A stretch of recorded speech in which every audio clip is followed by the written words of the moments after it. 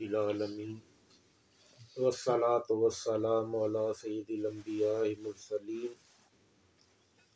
اما بعد فاعوذ باللہ من الشیطان الرجیم بسم اللہ الرحمن الرحیم پڑھی اللہم صلی علی محمد وعلی آل محمد كما صليت على إبراهيم وعلى آل إبراهيم إنك حميد مجيد اللهم بارك على محمد وعلى آل محمد كما باركت على إبراهيم وعلى آل إبراهيم إنك حميد مجيد۔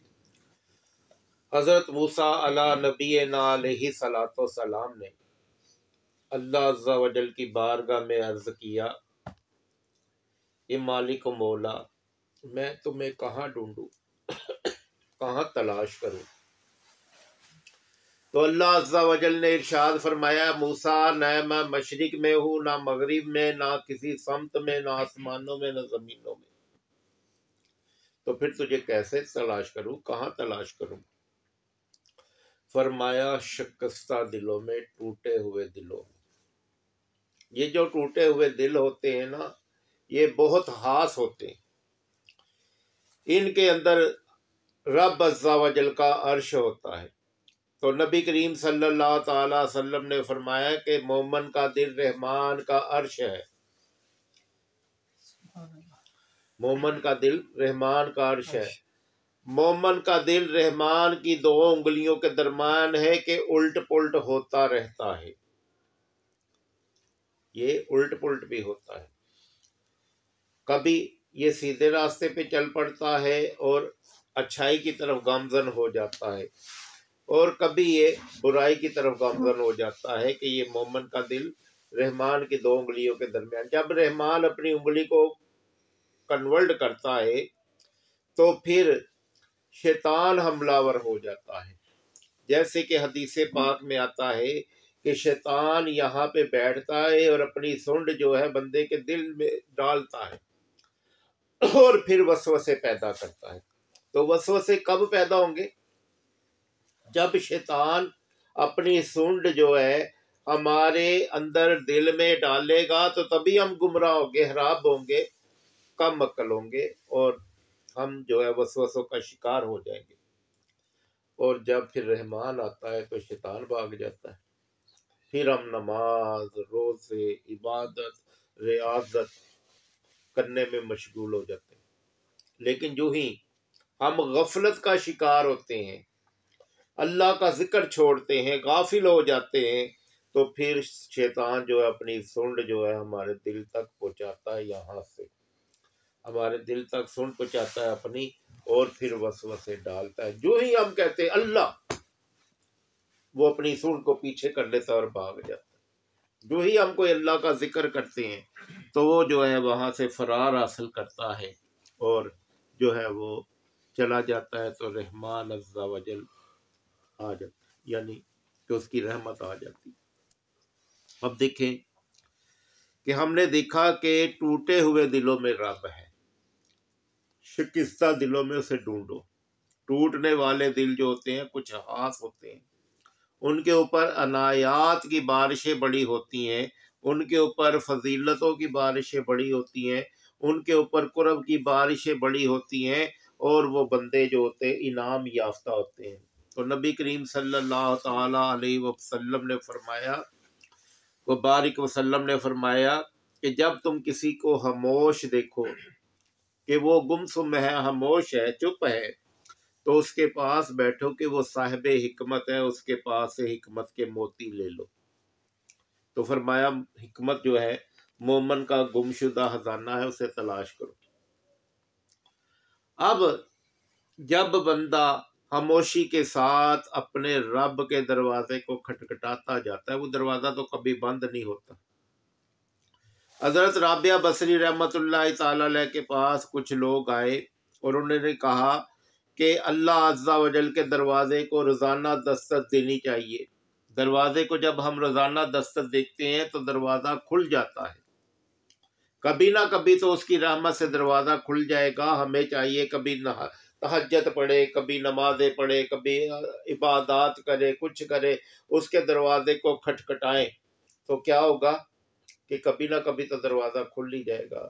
تو حضرت رابعہ بصری رحمۃ اللہ تعالی علیہ فرماتی ہیں کہ اس کا دروازہ بند ہی کب ہوا تھا جو کھلے گا؟ اس کا دروازہ کب بند ہوا تھا جو اسے دستک دینے کی ضرورت پڑے گی؟ اس کا دروازہ تو کھلا ہوا ہے۔ تو جب بندہ نوافل کی کثرت کے ساتھ اللہ تعالیٰ کا قرب پا لیتا ہے تو پھر کیا ہوتا ہے؟ سب سے پہلے اس کی نشر جو اس کی اشاعت ہے، یعنی اس کا کیا اسے کہیں گے کہ اس کو جو نمایاں کیا جاتا ہے، وہ کہاں پہ اس کی فضیلت اس کے چرچے ہوتے ہیں؟ آسمانوں پہ۔ جب بندہ نوافل کی کثرت کے ساتھ اللہ تعالیٰ کا قرب پا لیتا ہے تو اس کے چرچے جو ہے آسمانوں کے اوپر ہونا شروع ہو جاتے ہیں۔ اب اللہ تعالیٰ جبرائیل کو بلاتا ہے، ادھر آؤ جی یا رب العالمین، میں فلاں بن فلاں سے محبت کرتا ہوں، تم بھی کرو۔ میں فلاں بن فلاں سے محبت کرتا ہوں، تم بھی کرو۔ جبرائیل اپنے جو ماتحت 70,000 فرشتے ہوتے ہیں ان کو بلاتے ہیں اور کہتے ہیں میں اور اللہ عز و جل فلاں بن فلاں سے محبت کرتے ہیں، اے فرشتوں تم بھی کرو۔ وہ فرشتے اپنے ماتحتوں کو بلا کے تو ان میں اعلان کرتے کہ میں اور جبرائیل اور جو اللہ عز و جل ہے وہ فلاں بن فلاں سے محبت کرتا ہے، تم بھی کرو۔ اب ساتویں سارے عرش پر اس کی دمیں پڑ جاتی ہے، سارے آسمانوں پہ پہلے 7ویں آسمان پہ دھوم پڑتی ہے، پھر اس کی 6 آسمان پہ دھوم پڑتی ہے، پھر اس کی 4 پہ، 5ویں پہ، 4 پہ، 3 پہ، 2 پہ اور پہلے پہ آسمان کے اوپر اس کے چرچے شروع ہو جاتے ہیں۔ اذکرونی واذکرکم، تم میرا ذکر کرو میں تمہارا چرچا کروں گا۔ اب چرچے پہلے کہاں شروع ہوئے؟ آسمانوں پہ، آسمانوں کے اوپر اس کے چرچے شروع ہو گئے۔ اب اس کی شہرت کو زمین پہ اتارا جاتا ہے، اس کے چرچے کو زمین پہ اتارا، فرشتہ آسمان کا دروازہ کھولتا ہے اور زمین پہ ندا کرتے ہیں، اے زمین والو سن لو، میں اللہ عز و جل جبرائیل اور تمام آسمان والے عرش والے فرشتے جو ہیں وہ فلاں بن فلاں سے محبت کرتے ہیں، تم بھی کرو۔ اب وہ بندہ گمنام ہوتا ہے، اس کو کوئی جانتا ہی نہیں، اب اس کو کوئی جاننے پہچاننے والا ہی کوئی نہیں تھا۔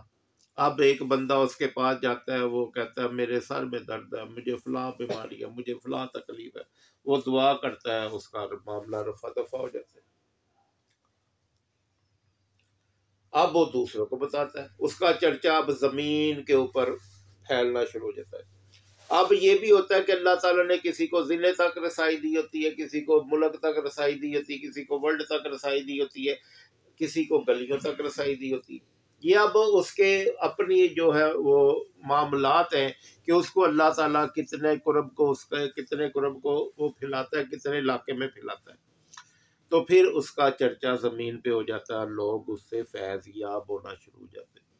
تو پھر فرماتا ہے جس نے میرے کسی ولی کے ساتھ بغض رکھا، میرا اس کے ساتھ اعلان جنگ ہے، میں اس کے ساتھ اعلان جنگ کرتا ہوں جو میرے کسی ولی کے ساتھ بغض رکھے گا۔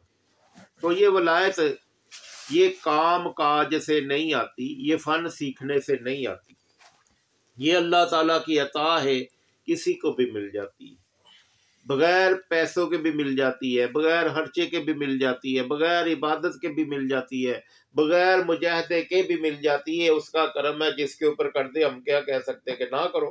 ہم تو یہ تو نہ اللہ تعالیٰ سے کہیں گے کہ یا اللہ اس کے اوپر نہ کرم کر، اس کے اوپر نہ کرم کر، ہم تو کہیں گے تیرا کرم ہے، جس کے اوپر مرضی کرو، ہم پہ بھی کرتے۔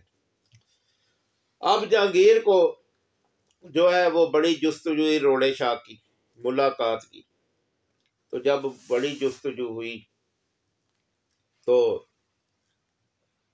اس نے فوجیں دوڑائی، سپاہیوں کو دوڑایا کہ جاؤ روڑے شاہ کو ڈھونڈ کے لاؤ، لیکن جب اللہ والے کی ڈھونڈتا ہے تو وہ ملتے ہی نہیں۔ اب جب جہانگیر کے فوجی سپاہی تھک ہار گئے تو اس نے کہا میرا بستر جو ہے نا چھت پہ لگا دو۔ اب اس کا بستر چھت پہ لگایا گیا، اس نے جو ہے وہ چھت پہ آیا، سو لیٹ گیا۔ پریشان تھا، روڑے شاہ نہیں مل رہا، پریشان تھا، روڑے شاہ نہیں مل رہا۔ اب اس نے لیٹ گیا، جو پہرے دار تھے جو محل کے اوپر پہرا دے رہے تھے اس کے ارد گرد، انہوں نے کہا سرکار یہ دیکھو یہ نیچے آ گیا روڑے شاہ، یہ گھوم رہا ہے، گلیوں میں گھوم رہا ہے، محل کے ساتھ جو گلی تھی وہاں پہ گھوم رہا تھا۔ اس نے کہا اسے نہ کمنڈ ڈال کے ڈال دو، کھینچ لو۔ انہوں نے کمنڈ ڈالی اوپر سے جال، اس میں اسے پکڑا اور کھینچ کے اوپر لے گیا۔ تو اب پیار محبت کی باتیں شروع ہو گئی، گفتگو شروع ہوئی۔ تو جہانگیر پوچھتا ہے اے روٹے شاہ تو اللہ تک کیسے پہنچا، تو اللہ تک کیسے پہنچا؟ تو اس نے کہا بادشاہ مجھے تو پتہ ہی نہیں چلا، جیسے تو نے کمانڈ ڈال کے مجھے اوپر کھینچ لیا، اللہ نے کس وقت مجھے اپنا قرب دے دیا، اپنا بندہ بنا لیا، اپنا ولی بنا لیا، مجھے پتہ ہی نہیں چلا۔ تو یہ بات یہ ہے کہ یہ پتہ ہی نہیں چلتا اللہ تعالیٰ کیسے بگڑی بناتا ہے، کیسے کرم نوازیاں کرتا ہے، کیسے معاملات کو درست کرتا ہے، اور کیسے اپنا بندہ بنا لیتا ہے۔ تو ہم نے دیکھا کہ کس میں ملے گی؟ شکستہ دلوں میں۔ کس میں رب ملے گا؟ شکستہ دلوں میں۔ پھر مومن کا دل رحمان کا عرش ہے، پھر مومن کا دل رحمان کی دو انگلیوں کے درمیان ہے کہ الٹ پلٹ ہوتا رہتا ہے، کبھی شیطان کے ہتھے چڑھ جاتا ہے، اور جب بندہ غافل ہوتا ہے تو شیطان کے ہتھے چڑھ جاتا ہے، اور جب بندہ ایکٹیو ہوتا ہے تو پھر وہ رحمان کے ساتھ اس کا لنک ہو جاتا ہے۔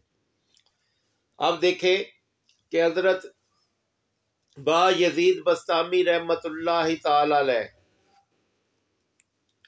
آپ کی ماں سوئی ہوئی تھی، تو گرمیوں کے دن تھے، تو ماں نے کہا اے بیٹا دروازے کا ایک پٹ کھول دو اور ایک بند کر دو۔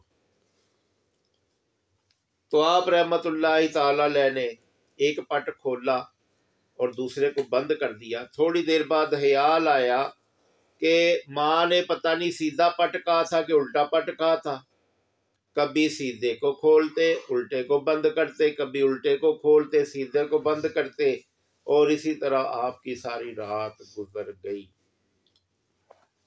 تو ماں بیدار ہوئی تہجد کے ٹائم، تو دیکھا کہ میرا بیٹا کبھی ایک پٹ کو بند کرتا ہے، ایک کو کھولتا ہے، ایک پٹ کو بند کرتا ہے، دوسرے کو کھولتا ہے۔ تو ماں نے کہا تو ساری رات یہی کرتا رہا؟ ماں میں ساری رات یہی کرتا رہا کہ تیرا حکم تھا۔ فرمایا اے اللہ میری التجا سن کہ تو اسے ایسا ولی بنا، اپنا کامل ولی بنا کہ اس جیسا کوئی نہ ہو۔ تو ماں نے دعا دی۔